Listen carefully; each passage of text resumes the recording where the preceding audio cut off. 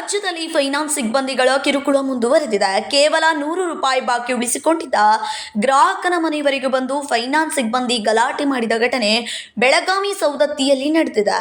ಸೌದತ್ತಿಯ ಬಸವರಾಜ್ ಎಂಬಾತ ಗ್ರಾಮೀಣ ಕೂಟ ಫೈನಾನ್ಸ್ನಲ್ಲಿ 55,000 ಸಾಲ ಪಡೆದುಕೊಂಡ ಸಾಲಕ್ಕೆ ವಾರಕ್ಕೆ 650 ರೂಪಾಯಿ ತುಂಬುತ್ತಾ ಬರುತ್ತಿದ್ದ.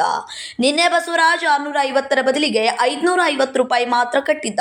100 ರೂಪಾಯಿ ಬಾಕಿ ಉಳಿಸಿಕೊಂಡಿದ್ದ ಬಸವರಾಜ್ ಮನೆಯವರೆಗೂ ಬಂದ ಫೈನಾನ್ಸ್ ಸಿಬ್ಬಂದಿ ಗಲಾಟೆ ಮಾಡಿದ್ದಾರೆ. ಈಗ ಇಲ್ಲ ಈಗನೇ ಬಂದಿಲ್ಲ. ಇವನ್ ನಿಮ್ ತಡ್ರಿ, ಇವ್ನು ನೋಡಿ, ಇವ್ನು ಈ ಸದ್ಯ ಇನ್ನ ಅರ್ಧ ತಾಸು ನೀವು ಬರ್ಲಿಕ್ಕೆ ಹೇಳ ನೋಡ್ಬೇಕಾರ ನಿಮಗೆ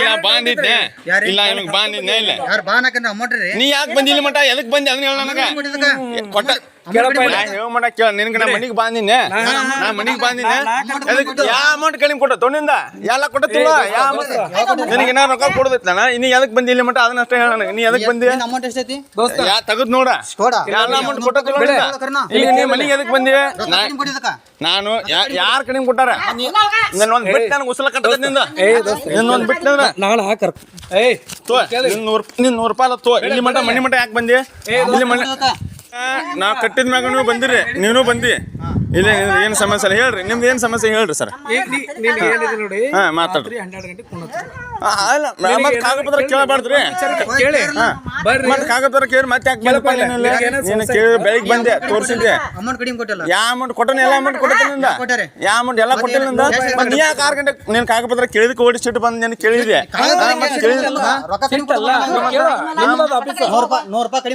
ಏ ನೀನ್ 100 ರೂಪಾಯಿ ಕಡಿಮೆ ಕೊಡಲಿ ಬಿಡಲಿ ನನ್ನ ಅದ್ರ ಪ್ರಶ್ನೆ ಅಲ್ವ ನಾ ಹೇಳೋ ಮಟ್ಟ ಕೇಳ ಕಾಗಪತ್ರ ಕೊಟ್ಟಿಲ್ಲ.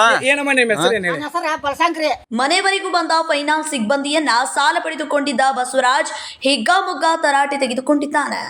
ಫೈನಾನ್ಸ್ ಸಿಬ್ಬಂದಿಯ ದುರ್ವರ್ತನೆಯ ವಿಡಿಯೋ ಈಗ ಸೋಷಿಯಲ್ ಮೀಡಿಯಾದಲ್ಲಿ ವೈರಲ್ ಆಗುತ್ತಿದೆ. ಫೈನಾನ್ಸ್ ಕಿರುಕುಳದ ವಿರುದ್ಧ ಸರ್ಕಾರ ಹಾಗೂ ಅಧಿಕಾರಿಗಳು ದಿಟ್ಟ ಕ್ರಮ ಮಾಡಿದ್ದೇವೆ ಎನ್ನುತ್ತಿದ್ರೂ ಇಂತಹ ಪ್ರಕರಣಗಳು ಅಲ್ಲಲ್ಲಿ ನಡೆಯುತ್ತಾ ಇವೆ. ಇಂತಹ ಕಿರುಕುಳಗಳಿಂದ ನಮಗೆ ಯಾವಾಗ ಮುಕ್ತಿ ಸಿಗುತ್ತದೆ ಎಂದು ಗ್ರಾಹಕರು ಪ್ರಶ್ನೆ ಮಾಡುತ್ತಿದ್ದಾರೆ. Raj Hiremath, KMM Kannada news, Belagavi.